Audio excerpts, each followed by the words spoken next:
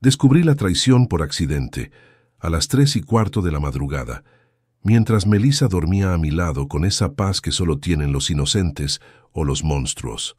Su celular vibró sobre la mesita de noche, una vibración corta, casi tímida, pero en el silencio de la habitación sonó como un trueno. La pantalla se iluminó por un instante, proyectando una luz fantasmal sobre su rostro, ese rostro que hasta ese momento yo creía amar más que a mi propia vida, más que a los 12 años de sudor y sacrificio que había invertido en este país. Era un mensaje de su hermano Eduardo. Lo vi de reojo, sin querer, pero las palabras saltaron hacia mí como si tuvieran garras. Ya está hecho. ¿Cuándo crees que vengan por él? El aire se me escapó de los pulmones. Me quedé inmóvil, petrificado, escuchando el latido furioso de mi propio corazón en mis oídos. ¿Hecho el qué? ¿Venir por quién? Pero yo sabía por quién. Lo sentí en la médula de los huesos, un frío que no tenía nada que ver con la temperatura del cuarto. Con los dedos temblando, torpes por el shock, me estiré y tomé el teléfono. No tenía su contraseña, nunca la había necesitado, o eso creía yo. En 6 años de matrimonio, uno aprende los patrones, las fechas importantes, los pequeños secretos que forman el tejido de una vida compartida. Probé con el aniversario de su mamá, una fecha que ella veneraba. Nada. Probé con su cumpleaños, el 12 de septiembre. La pantalla se desbloqueó, y ahí estaba, el abismo, abierto frente a mí. Lo que leí en los siguientes 5 minutos destrozó cada uno de los 12 años que llevaba construyendo una vida en este país, piedra por piedra, con las manos desnudas. No era solo un mensaje de su hermano, era mucho peor. Era un hilo de conversación completo, reciente, con un tal Robert, ese tipo que ella me había presentado hacía unos meses como un amigo de la familia, un contratista que supuestamente nos iba a dar un presupuesto para remodelar la cocina. Ahora entendía qué era lo que realmente querían remodelar, su vida borrándome de ella. Ya hice la llamada, le escribí a ella a Robert en un mensaje enviado apenas unas horas antes, mientras yo llegaba cansado del trabajo. Les di su nombre completo y la dirección del negocio. Dije que sospechaba que usaba documentos falsos que me daba miedo. La respuesta de Robert llegó casi al instante, cargada de un veneno que podía sentir a través de la pantalla. Perfecto, mi amor. En cuanto lo deporten, la casa será solo nuestra. Eres brillante. Celebraremos en cuanto ese maldito mexicano esté fuera de nuestras vidas. Maldito mexicano. La casa. Nuestra casa. La casita en el este de Los Ángeles por la que había trabajado como un animal, doblando turnos, comiendo lo mínimo, ahorrando cada centavo con una disciplina casi religiosa. La casa que, estúpidamente, ciegamente, había puesto a nombre de los dos, porque para mí, un papel firmado ante Dios y la ley significaba algo. Para mí, nuestro matrimonio era para siempre, un refugio, no una trampa. Miré a Melissa, a mi esposa, su pecho subiendo y bajando con una calma rítmica, serena, que me revolvió el estómago. ¿Cómo podía dormir así? ¿Cómo podía yacer a mi lado, en la cama que yo había comprado, bajo el techo que yo había pagado después de haberle puesto una pistola en la cabeza a mi futuro? La mujer con la que había compartido mis sueños más profundos, mis miedos más oscuros, mi cama, me había vendido. Me había entregado a inmigración, a la bestia que todos los que vivimos en las sombras tememos, para quedarse con todo. El siguiente mensaje de Robert me heló la sangre y me sacó del estupor. Un contacto me dijo que con la operación Aurora no tardarán ni 24 horas. Mañana mismo estará fuera de tu vida, te lo prometo. Mañana. Hoy. Tenía horas, quizás menos, antes de que mi mundo, esa frágil estructura de normalidad que había construido con tanto esfuerzo, se viniera abajo. Pero lo que Melissa no sabía, lo que su amante Robert no podía ni imaginar mientras planeaban su celebración, es que yo, el maldito mexicano estúpido, llevaba meses preparándome para una traición, aunque nunca, ni en mis peores pesadillas, ni en mis momentos más paranoicos, Pensé que la daga vendría de la mano que yo sostenía cada noche antes de dormir. ¿Alguna vez has sentido esa punzada helada de la desconfianza, esa voz en tu interior que te dice que algo no está bien? Cuéntame en los comentarios desde qué ciudad estás viendo esto, porque el dolor de la traición, créeme, no conoce de fronteras. Mi historia en este país no es muy diferente a la de millones. Llegué de Michoacán hace 12 años, con una mochila raída llena de miedo y los bolsillos completamente vacíos. Crucé el desierto de Sonora. Vi cosas que un ser humano no debería ver jamás. Sentí el sol quemar mi piel y el miedo congelar mis huesos. Llegué a Los Ángeles con la única promesa que me hice a mí mismo: trabajar hasta que me sangraran las manos, hasta que cada músculo de mi cuerpo gritara de dolor, porque sabía que el hambre dolía más. Y lo cumplí, vaya que lo cumplí. Empecé en la construcción, en esos jales donde no preguntan mucho, cargando sacos de cemento y tabiques bajo el sol implacable de California, hasta que la espalda sentía que se me partía en dos. Luego fui jardinero, aprendiendo el oficio desde abajo, podando rosales ajenos, cortando céspedes perfectos que nunca podría tener, ahorrando cada dólar, viviendo con otros 6 hombres en un pequeño apartamento en Boyle Heights, donde nos turnábamos para dormir en el único colchón. Pero aprendí. Aprendí los nombres de las plantas, los secretos de la tierra y, sobre todo, aprendí a tratar a la gente. Con el tiempo, cliente por cliente, recomendación por recomendación, abrí mi propio negocio de landscaping. Jardines Hernández. Un nombre simple, honesto como yo. A Melissa la conocí en un baile en el MacArthur Park, en el 2018. Era ciudadana, nacida aquí de padres mexicanos que habían llegado en los 70. Y su sonrisa, neta, su sonrisa me desarmó por completo. Tenía esa mezcla de confianza americana y calidez latina que me pareció la combinación más perfecta del mundo. Me enamoré como un idiota, como un principiante, ciegamente. Le conté mi historia, mi situación, y no pareció importarle. Lo que importa es el hombre que eres, Miguel, no los papeles que tienes, me dijo. Y yo, por supuesto, le creí cada palabra. Nos casamos un año después, en una pequeña oficina del registro civil. Yo quería iniciar mis trámites de residencia de inmediato, sentar cabeza, hacer las cosas bien, pero ella siempre encontraba una excusa, una razón para esperar. «Cuesta mucha lana, mi amor», me decía con esa voz dulce que sabía que me convencía de todo. «Es un dineral que podríamos usar para algo más importante. Mejor ahorremos para nuestra casita primero. Es más importante tener un hogar, un patrimonio». Y como un tonto enamorado, le creí. Me pareció lógico. ¿Qué mayor prueba de estabilidad que un techo propio? Así que me dediqué a trabajar el doble, el triple. Junté cada centavo de mis ahorros, rechacé trabajos que no pagaban en efectivo para poder declarar todo, pedí prestado a mi primo Carlos y en marzo de 2024 lo logramos. Compramos nuestra casa.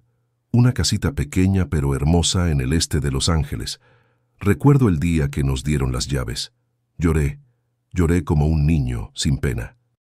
Por fin, después de tanto sacrificio, después de tanto sentirme un fantasma en este país, tenía algo mío, algo tangible, algo que nadie, absolutamente nadie, me podía quitar. O eso creía yo en mi estúpida inocencia. Las cosas empezaron a cambiar casi inmediatamente después de comprar la casa. Fue sutil al principio, casi imperceptible. Melissa se volvió más distante, más irritable. Si yo llegaba cansado y solo quería ver la tele abrazados, ella siempre tenía una excusa, una llamada que hacer, un correo que contestar. Su teléfono, que antes dejaba en cualquier lado, ahora tenía contraseña y siempre lo llevaba consigo, hasta al baño. Empezaron las reuniones de trabajo que se alargaban hasta la madrugada. «Es un proyecto nuevo, mi amor. Es muy demandante», me decía.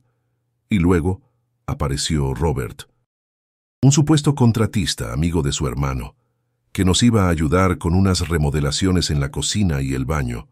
Un tipo con una sonrisa demasiado fácil y una forma de mirarla que no me gustaba nada. Lo trajo ella. Insistió en que era el mejor, el único de confianza. Ahora entendía que las remodelaciones que planeaban no eran para la casa, eran para la vida que querían construir sobre mis ruinas. ¿Alguna vez te ha traicionado alguien a quien le diste todo? ¿Alguien por quien hubieras metido las manos al fuego? Comparte tu historia en los comentarios, para que los que estamos pasando por esto sepamos que no estamos solos en esta pinche lucha. Mi primo Carlos, que trabaja como notario y ha visto más historias de traición que un cura en confesionario, siempre desconfió de ella. «Ten cuidado, Miguel», me decía cada vez que nos veíamos. El amor a veces nos pone una venda en los ojos. En este país, más que en ningún otro, el papelito habla. Protege lo tuyo, carnal, protege tu esfuerzo. Fue él quien me aconsejó, casi me obligó, meses antes de comprar la casa, a que habláramos con un abogado. No es desconfianza, es inteligencia, me insistió. Fuimos a ver a un amigo suyo, un abogado medio chueco pero efectivo, y firmamos un documento adicional, un acuerdo que establecía claramente ante notario que el 90% del dinero del enganche y los pagos subsecuentes provenían directamente de mis ahorros personales y de las ganancias de mi negocio, Jardines Hernández. Melissa ni se enteró. Carlos guardó el original en su caja fuerte. «Por si acaso», me dijo, dándome una palmada en la espalda. «Ojalá nunca lo necesites, primo». Nunca en 1.000.000 de años pensé que ese «por si acaso» se convertiría en mi única arma, mi única tabla de salvación en la guerra que estaba a punto de empezar esa misma madrugada, mientras la mujer que amaba dormía tranquilamente después de haberme sentenciado a la deportación. Esa madrugada, con el veneno de la traición quemándome las entrañas, el tiempo pareció detenerse y acelerarse al mismo tiempo. Cada segundo era una eternidad, y sin embargo, sabía que tenía los minutos contados. No hubo gritos, no hubo reproches. ¿Qué le iba a decir? ¿Qué podía reclamarle a alguien que había demostrado ser una completa extraña? Mi único instinto, el más primario, fue el de sobrevivir. No tuve tiempo de empacar casi nada. No podía arriesgarme a hacer ruido y despertarla. Abrí el closet en silencio. Tomé mi mochila, la misma con la que llegué a este país, y metí un par de cambios de ropa, mi pasaporte mexicano vencido, todos los documentos originales de la casa que guardaba en mi lado del armario y, lo más importante, una pequeña memoria USB que llevaba siempre en mi llavero. Mientras Melissa dormía, arrullada por sus sueños de una vida sin mí, salí en silencio, sin hacer un solo ruido, de la casa que había comprado con mi sudor, mis lágrimas y cada gramo de mi esperanza. El aire frío de Los Ángeles, ese aire espeso y solitario de antes del amanecer, me golpeó la cara como una bofetada. Tenía que llegar a casa de Carlos, en Boyle Heights, antes de que la migra llegara a la mía. Caminé, casi corrí por calles vacías, con la paranoia mordiéndome los talones, viendo agentes de ICE en cada sombra, en cada par de faros que se acercaba. A las 6 de la mañana, toqué la puerta de Carlos. Él ya me esperaba con un café negro, fuerte, como si supiera que el azúcar no podría endulzar la amargura que yo traía dentro. Le mostré los mensajes en la pantalla de mi teléfono sin decir una palabra. No hizo falta. Vi cómo su rostro se endurecía, cómo la mandíbula se le tensaba de pura rabia contenida.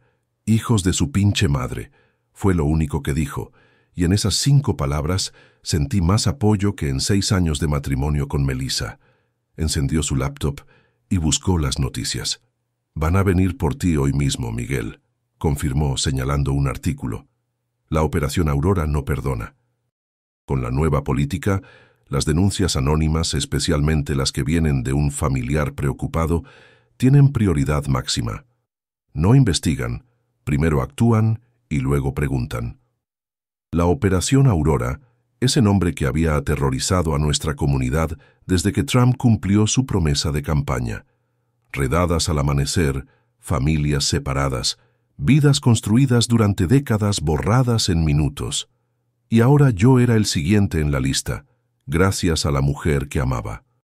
Carlos me entregó un sobre con dinero en efectivo, todo lo que tenía guardado, y un teléfono prepago, de esos que no dejan rastro. Vete a San Diego ahora mismo. Busca un motel barato cerca de la frontera. Mi primo Javier te contactará. Él sabe qué hacer. Ya le avisé. El viaje en autobús a San Diego fue la tortura más larga de mi vida, aunque solo duró 3 horas. Cada vez que el autobús reducía la velocidad o se detenía, mi corazón saltaba a mi garganta, bombeando un miedo espeso y frío. Cada uniforme que veía por la ventana, ya fuera de policía local o de seguridad privada, me parecía el de un agente de ICE. Me hundí en el asiento del fondo, con una gorra calada hasta las cejas y unos lentes oscuros, fingiendo dormir. Pero por dentro era un manojo de nervios. El teléfono prepago que me dio Carlos vibró una sola vez. Era un mensaje suyo. Ya fueron a la casa. Están buscándote. Ten mucho cuidado. La confirmación me golpeó como un puñetazo en el estómago. Era real. Ya no era una pesadilla. Era mi nueva y jodida realidad. Pensé en todo lo que dejaba atrás. 12 años de mi vida, mi negocio, mis clientes que se habían vuelto amigos y la casa. Esa casa por la que había trabajado como un animal, sacrificando todo. ¿Cómo no vi las señales?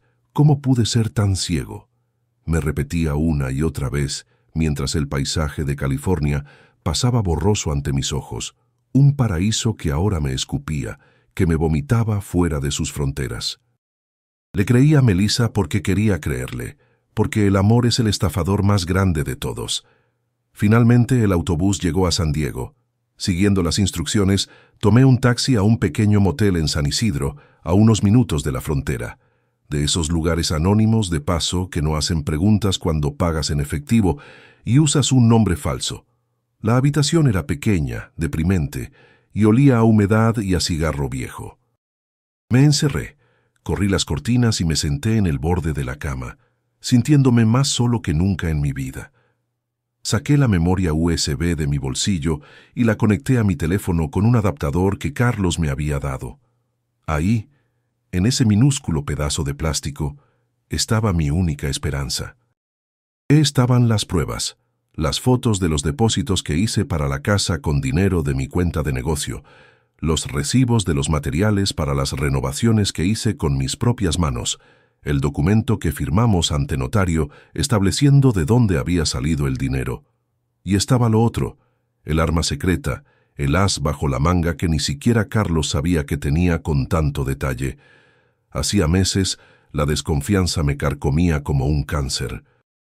Había instalado una aplicación en nuestro sistema de seguridad casero, uno de esos timbres con cámara que no solo grababa video, sino también audio cuando detectaba movimientos cerca de la puerta y enviaba copias a una nube privada a la que solo yo tenía acceso. Lo hice más por seguridad contra robos que por desconfianza, o eso me decía a mí mismo para poder dormir por las noches. Lo que capturé en esas grabaciones fue devastador. Eran conversaciones, susurros en la entrada de la casa, cuando creían que nadie escuchaba. Pláticas entre Melissa y Robert, planeando no solo cómo quedarse con la casa, sino también con mi negocio, hablando de cómo aprovecharían la Operación Aurora para deshacerse de mí fácil y rápido. Se reían de mi acento, de mis manos callosas, de lo ingenuo que yo era, de cómo confiaba ciegamente en ella. «Es tan estúpido que firmó la casa a nombre de los dos», le decía ella a Robert en una de las grabaciones. Su voz, esa voz que me arrullaba por las noches, ahora goteaba desprecio. Cuando lo deporten, será facilísimo demostrar que me abandonó, que se fue con otra. El juez me dará la casa sin pensarlo. Lo que ella no sabía, lo que su arrogancia no le permitió ver, es que yo había firmado ese otro documento con Carlos como testigo. Un documento que establecía que, en caso de mi deportación, la casa no podía ser vendida ni transferida sin mi consentimiento explícito y notariado, y que mi primo Carlos tendría poder legal absoluto para representarme en cualquier transacción. Era una precaución que tomé no porque desconfiara de Melissa, sino porque sabía lo vulnerable que era mi situación en este país. Qué ironía tan cruel que esa precaución, nacida del miedo al sistema, ahora fuera mi única protección contra la traición de mi propia esposa. El teléfono prepago sonó a las 7 de la noche. La pantalla mostraba un número de Tijuana. Era Javier. «Estoy cerca», dijo simplemente, con una voz que sonaba tranquilizadoramente parecida a la de Carlos. «Prepárate». Media hora después, alguien tocó suavemente la puerta de la habitación. Miré por la mirilla. Era un hombre de unos 40 años, con el mismo rostro afilado y los mismos ojos serios que mi primo. Abrí la puerta y él entró rápidamente, cerrando tras de sí. «Soy Javier», dijo extendiendo su mano. «Carlos me contó todo. Lo siento mucho, hermano. Neta que lo siento». No hubo tiempo para lamentaciones. Le mostré todo en mi teléfono: los videos, las grabaciones de audio, los documentos escaneados. Sus ojos se abrían más con cada nueva evidencia de la traición de Melissa. «Esto es oro, Miguel», dijo finalmente, con un brillo de furia justa en la mirada. «Con esto no solo vas a proteger tu casa, sino que les vas a hacer pagar por lo que te hicieron. Te lo juro». El plan que trazamos era simple pero arriesgado. Cruzaría la frontera esa misma noche, pero no como fugitivo, sino de manera voluntaria. Al presentarme como un retorno voluntario, evitaría la prohibición automática de 10 años para reingresar legalmente a Estados Unidos si alguna vez se presentaba la oportunidad. Una vez en México, iniciaríamos un proceso legal desde allá, utilizando todas las pruebas que tenía. «Mi esposa es abogada de inmigración», explicó Javier. «Se especializa en esto. Ella te ayudará con todo el proceso. Carlos ya habló con ella. Te estamos esperando». A las 10 de la noche, Javier me llevó hasta el cruce fronterizo de San Isidro. El corazón me latía tan fuerte en el pecho que pensé que se me saldría. El aire estaba cargado con la tensión de miles de historias, de sueños rotos y esperanzas renovadas. Había cruzado esa misma frontera hacía 12 años, en la dirección opuesta, escondido, aterrorizado, pero lleno de sueños y esperanzas. Ahora la cruzaba de regreso, a la vista de todos, traicionado y herido, pero con un plan, con una sed de justicia que me mantenía en pie.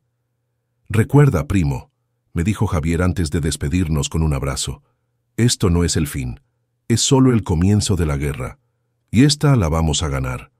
Caminé hacia la línea de salida de Estados Unidos, hacia la garita donde un oficial de CBP me miró con la misma indiferencia con la que miran a miles cada día. Le entregué mi pasaporte mexicano vencido, el único documento que tenía. «¿Motivo de su salida?», preguntó secamente sin levantar la vista. «Regreso voluntario», respondí, tratando de que mi voz sonara firme, que no se notara que por dentro me estaba desmoronando. El oficial me miró fijamente por un segundo, como tratando de decidir si yo era una amenaza o solo otro fracaso del sueño americano. Finalmente, selló un papel y me lo entregó. «Una vez que cruce esa línea, no podrá regresar sin los documentos adecuados», advirtió con tono monótono. «Lo sé», respondí, y mientras daba esos últimos pasos en suelo estadounidense, pensé en todo lo que dejaba atrás, en Melissa, en nuestra casa, en la vida que construimos juntos, en la traición que lo destruyó todo. Crucé la línea, y el mundo cambió. Tijuana me recibió como recibe a todos los deportados, con un golpe de ruido, olores y una indiferencia casi brutal. La ciudad fronteriza, vibrante y caótica, estaba más que acostumbrada a recibir a los hijos pródigos que el sueño americano había masticado y escupido.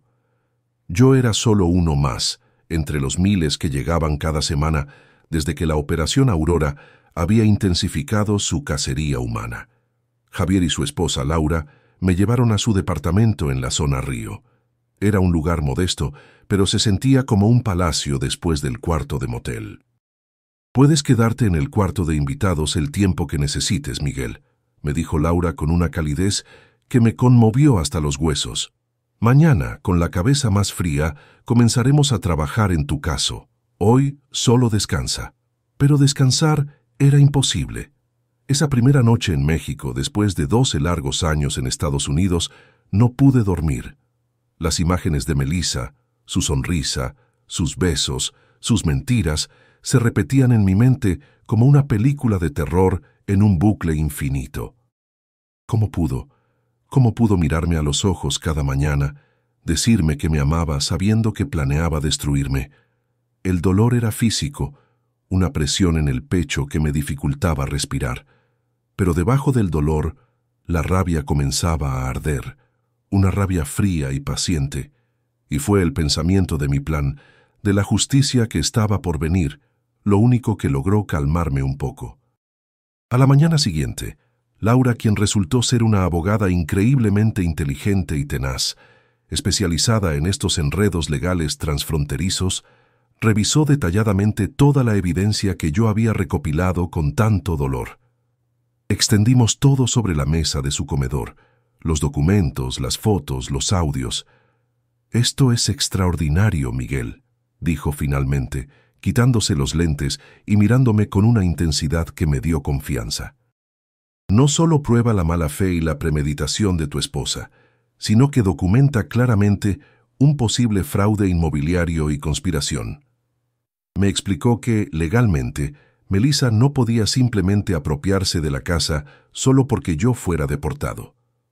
Nuestro matrimonio seguía siendo válido hasta que un juez dijera lo contrario, y la propiedad era de ambos.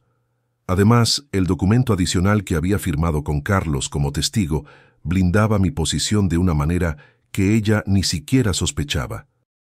Pero lo más impactante, añadió Laura, señalando la transcripción de una de las conversaciones grabadas, es esto.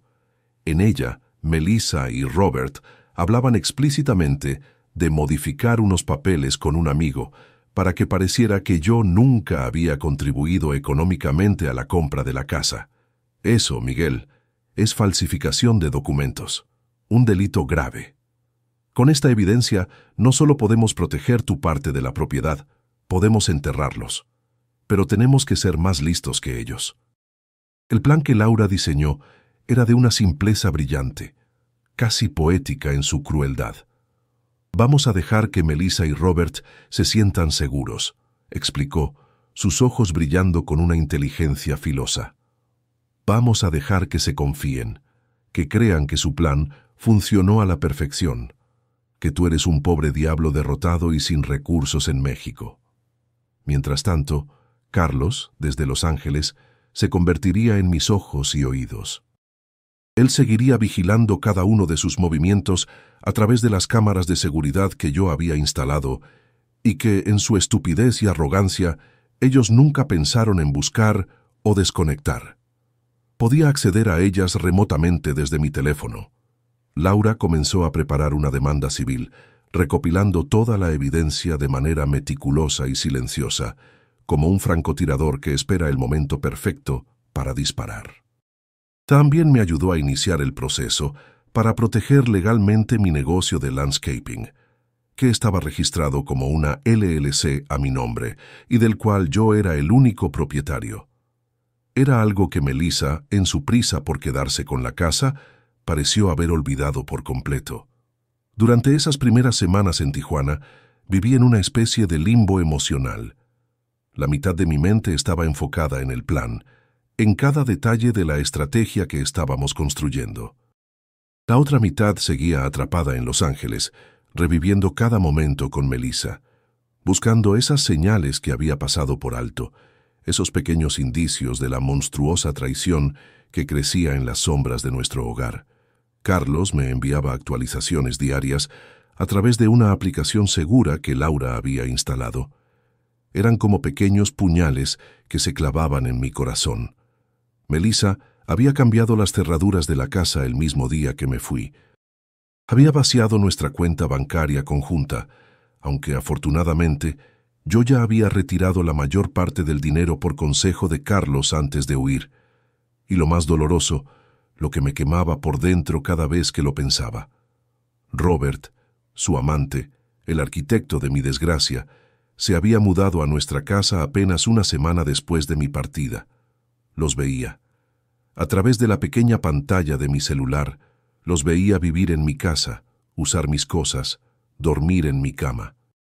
Están actuando como si ya fueran dueños de todo, Miguel, me dijo Carlos en una videollamada, su rostro tenso de rabia. Incluso han comenzado a hacer renovaciones usando el dinero que te robaron. Ver a otro hombre viviendo en la casa que construí con mis propias manos, durmiendo en mi cama, abrazando a la mujer que yo amé con toda mi alma, era como tener un cuchillo retorciéndose lentamente en mi pecho. Pero cada punzada de dolor, cada imagen que veía, solo fortalecía mi determinación. «Están gastando dinero en renovaciones», observó Laura con una calma escalofriante cuando le conté. «Dinero que tendrán que justificar legalmente. No se dan cuenta, pero están cavando su propia tumba, y nosotros les estamos pasando la pala». Un mes después de mi llegada a Tijuana, mientras la herida de la traición seguía abierta y sangrando, recibimos la primera noticia que lo cambió todo. Laura, con sus contactos y su habilidad para escarbar donde nadie más busca, descubrió algo impactante. Robert no era solo el amante de Melissa, era un contratista con antecedentes de fraude inmobiliario. Había sido investigado 2 veces por estafar a propietarios inmigrantes, usando casi siempre el mismo método, aunque nunca había sido condenado formalmente por falta de pruebas contundentes. «Este tipo es un depredador profesional, Miguel», me dijo Laura, mostrándome los documentos que había conseguido a través de un investigador privado. «Y Melissa, muy probablemente, no es su primera cómplice. Es solo la carnada más reciente». La imagen se aclaraba con una claridad nauseabunda. No solo me habían traicionado por amor o por pasión, había sido víctima de un esquema, de un negocio fríamente calculado. Melissa, con su ciudadanía americana y su cara de no romper un plato, había sido la carnada perfecta para atrapar a un inmigrante indocumentado, pero con un negocio próspero. Ganar mi confianza, casarse conmigo, convencerme de poner la casa a nombre de los dos y luego, una vez asegurado el patrimonio, desecharme como basura a través de una llamada a inmigración. ¿Crees que nuestro matrimonio, que todo fue una farsa desde el principio?, le pregunté a Laura esa noche, temiendo la respuesta pero necesitando escucharla. «Es muy posible, Miguel», respondió ella con una honestidad brutal pero necesaria. «Pero lo sabremos con certeza muy pronto». Y así fue. A mediados de junio, casi 2 meses después de mi deportación, Carlos me envió un video que confirmó mis peores y más dolorosas sospechas. Era una grabación de audio y video de nuestra sala. Melissa y Robert celebraban con champaña, se besaban y luego brindaban. «Por otro trabajo bien hecho», decía Robert levantando su copa, «y por los idiotas que confían demasiado». Y entonces hablaron. Hablaron de otros 2 casos similares en el pasado. Otros 2 hombres como yo, inmigrantes, trabajadores de El Salvador y Guatemala, que habían sido despojados de todo lo que tenían. Ese fue el momento, el instante preciso en que mi dolor personal se transformó en una determinación inquebrantable de buscar justicia. Ya no se trataba solo de recuperar lo mío, se trataba de detenerlos, de evitar que siguieran destruyendo vidas, de asegurarme de que nunca más pudieran hacerle esto a nadie. La tristeza se había convertido en una furia fría y afilada. Y yo iba a usarla. Con la nueva evidencia que mostraba un patrón claro de comportamiento criminal, Laura aceleró el proceso legal. Ya no era solo un asunto civil sobre una propiedad matrimonial. Ahora era un caso de fraude organizado, de conspiración. Contactó a un fiscal en Los Ángeles que se especializaba en crímenes contra inmigrantes, un hombre llamado Ramírez, a quien Carlos conocía personalmente por su trabajo comunitario. «Les daremos una última oportunidad para que terminen de cavar su propia tumba», dijo Laura con una sonrisa confiada, que por primera vez en meses me hizo sentir que realmente podíamos ganar. Y conociendo el tamaño de su arrogancia, no la van a desaprovechar. La trampa que ideó era brillante en su simplicidad y apelaba directamente a su codicia y su desprecio por mí. Carlos, actuando como mi representante legal en Estados Unidos, enviaría una carta formal a Melissa. En la carta, solicitaría una división justa de los bienes matrimoniales, usando exactamente la excusa que ella planeaba utilizar contra mí: abandono del hogar.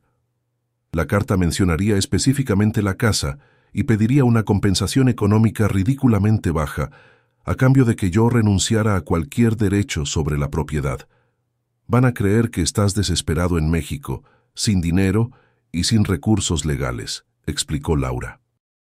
Van a pensar que no tienes ni la más remota idea de sus planes y que estás dispuesto a conformarte con unas cuantas migajas para sobrevivir, y van a morder el anzuelo.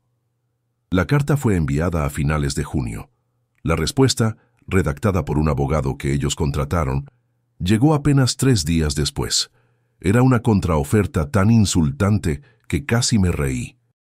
Me ofrecían apenas el 10% del valor real de mi inversión en la casa, y eso, condicionado a que firmara un documento renunciando a todos mis derechos y aceptando toda la culpa por el fracaso del matrimonio.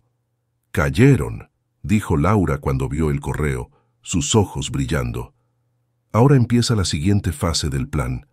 Carlos, siguiendo nuestras instrucciones al pie de la letra, respondió a la contraoferta mostrándose ofendido, pero a la vez desesperado. Mencionó en su respuesta que yo estaba pasando por dificultades económicas muy severas en México y que necesitaba el dinero urgentemente para empezar de nuevo. Propuso un 20%, una cifra todavía muy por debajo del valor real, pero lo suficientemente alta como para que pareciera una negociación genuina, de alguien que está con la soga al cuello. Mientras esta correspondencia legal ocurría, las cámaras ocultas en la casa se convirtieron en nuestro teatro privado. Capturaban cada una de sus reacciones. Se reían abiertamente de mi supuesta desesperación. «El pobrecito está pasándola mal en su rancho», se burlaba Robert en una de las grabaciones, mientras abrazaba a Melissa en el sofá que yo había pagado. «Dale el 20% para que no diga. Total, es dinero que él mismo pagó». La arrogancia los cegaba. Celebraban lo fácil que estaba resultando todo. Y lo mejor de todo, lo que sellaría su destino, fue que comenzaron a hablar explícitamente y con detalles de su próxima víctima. «El ecuatoriano de Carson», decía Robert en una de las grabaciones revisando unos papeles. «Tiene una casa casi pagada y un negocio de carpintería que va muy bien. Su esposa me contactó la semana pasada. Está lista para cooperar. Estaban planeando hacerle exactamente lo mismo a otra persona. Otro inmigrante trabajador que, como yo, había construido una vida con esfuerzo y sacrificio, solo para que estos depredadores sin alma se la arrebataran. La rabia que sentí en ese momento fue indescriptible, pero Laura me pidió calma. «Paciencia, Miguel. Ya los tenemos. Solo un paso más». A principios de julio, Laura consideró que teníamos más que suficiente evidencia. Era el momento de involucrar a las autoridades de manera oficial. Contactó al fiscal Ramírez y le presentó el caso completo. Las grabaciones del plan inicial, los documentos que probaban el fraude, la evidencia de los casos anteriores que habíamos descubierto y la cereza del pastel, el plan en curso contra el carpintero ecuatoriano. Ramírez, un hombre que había dedicado su carrera a perseguir este tipo de fraudes, escuchó todo en silencio. Al terminar, su expresión era de una furia contenida. «Esto es un caso sólido de conspiración, fraude y falsificación de documentos», dijo el fiscal después de revisar todo. «Pero para asegurar una condena que los saque de circulación por mucho tiempo, necesitamos atraparlos con las manos en la masa. Necesitamos que intenten cometer el fraude contra usted de manera oficial». Laura ya había anticipado esto. Mientras el fiscal preparaba su operación, nosotros seguíamos con la farsa de la negociación. Carlos aceptó finalmente la contraoferta de Melissa por un miserable 15% del valor de la casa, actuando como si me estuviera haciendo un enorme favor al conseguirme ese dinero. Acordaron una reunión en la casa para firmar los documentos finales y hacer la transferencia. La fecha se fijó para el 20 de julio a las 10 de la mañana. Los días previos a esa fecha fueron los más largos y tensos de mi vida. El plan estaba en marcha, pero sentía que tantas cosas podían salir mal. ¿Y si Melissa o Robert sospechaban algo en el último minuto? ¿Y si descubrían las cámaras? ¿Y si Carlos cometía algún error? Confía en el proceso, Miguel, me decía Laura cada vez que me veía al borde de un ataque de ansiedad. Tenemos todas las pruebas. La justicia, por una vez, está de nuestro lado. La noche anterior a la reunión no pude dormir. Me quedé mirando el techo, repasando cada detalle, cada posible resultado. Pensé en todo lo que había perdido. Mi hogar, mi negocio, la mujer que creía amar, 12 años de mi vida reducidos a cenizas, pero también pensé en lo que estábamos a punto de ganar: justicia, no solo para mí, sino para Héctor el salvadoreño, para el guatemalteco sin nombre y para el carpintero de Carson que ni siquiera sabía que estaba a punto de perderlo todo. Esta ya no era mi venganza, era nuestra lucha. A las 10:30 en punto, mientras Carlos, con una paciencia de santo, señalaba una cláusula particularmente compleja y sin sentido que él mismo había redactado para requerir la atención absoluta de Melissa y Robert, sonó el timbre de la puerta. El sonido interrumpió la reunión como un trueno en un día despejado. Vi a través de la cámara cómo Melissa fruncía el ceño, claramente molesta por la interrupción en un momento tan crucial de su victoria. «No estamos esperando a nadie», le dijo a Robert en voz baja, quien se levantó con aire de fastidio para abrir la puerta. Lo que sucedió a continuación fue como una escena de película, una de esas escenas de justicia divina que uno solo ve en el cine, pero yo la estaba viendo en tiempo real, en la pantalla de mi teléfono desde un departamento prestado en Tijuana. Robert abrió la puerta y su rostro, ese rostro arrogante y sonriente, se transformó. Se descompuso. Pasó de la confianza al desconcierto, y del desconcierto al pánico puro en menos de un segundo. Frente a él no estaba el repartidor de Amazon, sino el fiscal Ramírez, flanqueado por 2 agentes del FBI con chalecos y 3 oficiales de la policía de Los Ángeles, todos con expresiones tan duras como el acero y con órdenes de registro en mano. «Robert Keller, Melissa Vega», dijo el fiscal Ramírez, su voz retumbando en la sala mientras entraba sin esperar invitación. «Estamos aquí para ejecutar una orden de registro relacionada con una investigación federal por fraude inmobiliario, falsificación de documentos y conspiración». La cara de Melissa cuando vio a las autoridades federales entrar a la sala, que creía suya, fue una imagen que guardaré grabada en mi memoria para siempre. Fue la definición perfecta de la justicia poética. Esa expresión de pánico absoluto, de incredulidad total, de alguien que ve su mundo perfecto, construido sobre mentiras y la ruina de otros, desmoronarse en cuestión de segundos. Sus ojos volaron hacia Carlos, buscando una explicación, y luego hacia los documentos sobre la mesa, como si de repente se diera cuenta de que todo había sido una trampa. Carlos, mi primo, mi hermano, simplemente se hizo a un lado y observó la escena con una calma serena que debió haberla confundido aún más. «Debe haber un error», balbuceó Melissa poniéndose de pie, su voz temblando. «Estamos en medio de una negociación legal por mi divorcio». «No hay ningún error, señora Vega», respondió el fiscal con una frialdad cortante. «Tenemos evidencia sustancial, incluyendo grabaciones de video y audio, de un patrón de fraude sistemático dirigido contra propietarios inmigrantes, incluyendo a su esposo, Miguel Hernández». Mientras los agentes comenzaban a registrar metódicamente la casa, el fiscal se acercó a la mesa y recogió los documentos que Carlos había traído. «Estos documentos», dijo, mostrándoselos antes de meterlos en una bolsa de evidencia, «forman parte de una conspiración para cometer fraude, al igual que estos», y de su propio maletín sacó copias impresas de las transcripciones de sus conversaciones, las que yo había grabado. La búsqueda de los agentes fue metódica y devastadora para ellos. En el despacho que Melissa había instalado en nuestra segunda habitación, encontraron una carpeta con documentos falsificados listos para ser usados, y lo que es peor, encontraron archivos detallados de sus víctimas anteriores. Aparentemente, Robert era del tipo de psicópata que guarda trofeos de sus crímenes, y en su computadora hallaron toda la información sobre el carpintero ecuatoriano de Carson, su próxima víctima, confirmando la conspiración en curso. Carlos permaneció en la casa durante todo el proceso, actuando ahora abiertamente como mi representante legal. Vi cómo Melissa intentó acercársele en un momento, susurrándole, «Tú sabías», con los ojos llenos de una mezcla de súplica y odio. Mi primo ni siquiera la miró. Simplemente se alejó y continuó observando el operativo con una satisfacción sombría. Cuando finalmente esposaron a Melissa y a Robert para llevarlos a la estación, sentí una mezcla extraña y abrumadora de emociones. No era la felicidad eufórica que había imaginado.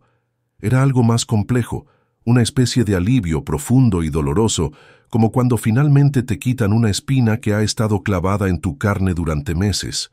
Duele, pero sabes que es necesario para comenzar a sanar el tejido de tu vida. «Pónganse de pie», ordenó uno de los oficiales. «Robert Keller, Melissa Vega, están bajo arresto por fraude inmobiliario, falsificación de documentos, conspiración y extorsión». Les leyeron sus derechos, las famosas palabras que tantas veces había escuchado en las películas, mientras les ponían las esposas. Melissa se derrumbó. Lloró, no con lágrimas de arrepentimiento, sino con el llanto egoísta de alguien a quien han atrapado, mirando alrededor de la casa que estaba a punto de perder. Robert, por otro lado, mantuvo esa expresión pétrea de los cobardes, sus ojos fríos calculando sus opciones legales, buscando una salida que ya no existía. Los sacaron de la casa y los metieron en patrullas separadas. Mientras se los llevaban, Carlos, mi primo, mi héroe silencioso, miró directamente a la cámara oculta que seguía grabando desde la esquina de la sala. No sonrió, simplemente asintió. Una vez, un movimiento leve, casi imperceptible, un mensaje silencioso para mí que lo veía todo a cientos de kilómetros de distancia. Un mensaje que decía más que 1000 palabras. Misión cumplida, carnal. Lo logramos. Pero esto, como descubriría pronto, era solo el comienzo del verdadero giro en mi historia. El escándalo fue mayúsculo en Los Ángeles. La noticia de la pareja depredadora que usaba las propias políticas de inmigración como arma para estafar a inmigrantes trabajadores ocupó los titulares locales. La investigación del fiscal Ramírez destapó una red de estafas mucho más grande de lo que habíamos imaginado. Robert y Melissa habían arruinado la vida de al menos 5 familias en los últimos 4 años.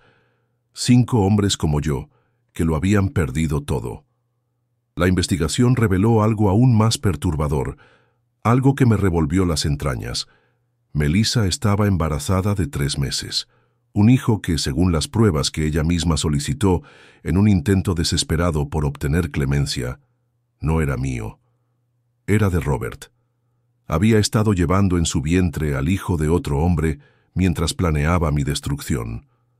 El nivel de su traición era algo que mi mente apenas podía procesar. Acorralada por la montaña de evidencia, Melissa se derrumbó por completo y confesó todo, implicando a Robert como el cerebro de toda la operación. El caso era tan sólido, tan abrumador, que fueron sentenciados rápidamente. 7 años para Robert, 5 para Melissa, y lo más importante para mí, el juez ordenó la restitución completa para todas las víctimas. La casa, esa casa por la que empezó todo, fue devuelta legal y completamente a su único y legítimo dueño, yo. Pero la historia, mi historia, no terminó ahí. De hecho, fue entonces cuando sucedió algo que nunca, ni en 1.000.000 de años, hubiera podido imaginar. Mi caso, por su naturaleza tan particular, había llamado la atención no solo de la prensa, sino de las altas esferas del sistema judicial. El fiscal Ramírez, impresionado y quizás un poco avergonzado por cómo el sistema de inmigración había sido manipulado, decidió hacer algo sin precedentes. Un día, Laura me llamó desde Tijuana. Su voz sonaba diferente, emocionada. «Miguel, no te vas a creer esto. El fiscal Ramírez ha intercedido por ti ante el Departamento de Seguridad Nacional». No entendí. «¿Interceder cómo?», pregunté. «Está argumentando», continuó Laura, «que no solo fuiste una víctima, sino que tu valentía y tu astucia para recopilar pruebas desde el exilio fueron cruciales para desmantelar una red criminal que estaba abusando activamente de las políticas migratorias. Te está recomendando para una visa U, un estatus especial que se otorga a víctimas de ciertos crímenes que han sufrido abuso mental o físico y que cooperan con la justicia. Me estaban ofreciendo una oportunidad. Una puerta que se abría en el muro que parecía infranqueable. Me estaban ofreciendo la oportunidad de regresar, legalmente. Los meses que siguieron fueron un torbellino de papeleo, entrevistas con oficiales de inmigración y una espera ansiosa. Pero la recomendación de un fiscal federal de alto perfil pesaba y mucho. 4 meses después del arresto de Melissa y Robert, recibí el correo electrónico que lo cambió todo. Mi solicitud de visa U había sido aprobada. Tenía permiso para regresar a los Estados Unidos, legalmente, con un camino claro hacia la residencia permanente. Regresé a Los Ángeles 6 meses después de haber huido como un fugitivo en la oscuridad de la noche. Crucé la frontera en San Isidro, pero esta vez no tuve que esconderme. Mostré mi pasaporte con mi nueva visa, y el oficial de inmigración, después de teclear en su computadora, me miró y dijo unas palabras que nunca pensé que escucharía. Welcome home, Mr. Hernández. Bienvenido a casa. Esas 2 palabras hicieron que se me formara un nudo en la garganta. Carlos y mis amigos más cercanos me esperaban al otro lado. Me recibieron con abrazos, con lágrimas, como si volviera de la guerra. Y en cierto modo, así era. Cuando llegamos a mi calle, a mi casa, no podía creer lo que veía. La habían limpiado de cualquier recuerdo de Melissa. La habían pintado de un azul brillante y alegre, el color que yo siempre había querido y que ella siempre había dicho que era demasiado mexicano, demasiado llamativo. Hoy, mi vida es diferente. La traición dejó cicatrices profundas que, a veces, en las noches de silencio todavía duelen. Pero ya no soy una víctima. Ya no soy un fantasma que vive con miedo. Soy un residente legal de este país, con derechos y con una voz. Con la ayuda de Laura y Carlos, creé una pequeña fundación, algo modesto, para ofrecer asesoría legal gratuita a otros inmigrantes, para enseñarles a proteger sus bienes, a desconfiar de las promesas fáciles, a usar la ley a su favor. Aprendí de la peor manera posible que en este país, a veces, tienes que ser más inteligente, más fuerte y estar más preparado que aquellos que quieren verte caer. Melissa y Robert, en su codicia, creyeron que podían destruirme. Pensaron que una simple llamada a inmigración era el fin de mi historia. Un jaque mate. Nunca imaginaron, en su arrogante seguridad, que su traición no sería mi final, sino el catalizador, el jodido catalizador que me dio la oportunidad de luchar, de ganar y de construir una vida aún mejor, una vida legal y segura, sobre las cenizas de la que ellos intentaron quemar. Si esta historia te ha tocado, suscríbete y dale like. Para que más gente sepa que, aunque nos quieran callar, aunque nos crean débiles, nuestra voz importa y nuestra lucha vale la pena. Y dime, para saber que sigues ahí, ¿qué hora es en tu ciudad mientras terminas de escucharme? Gracias por ser testigo de mi historia.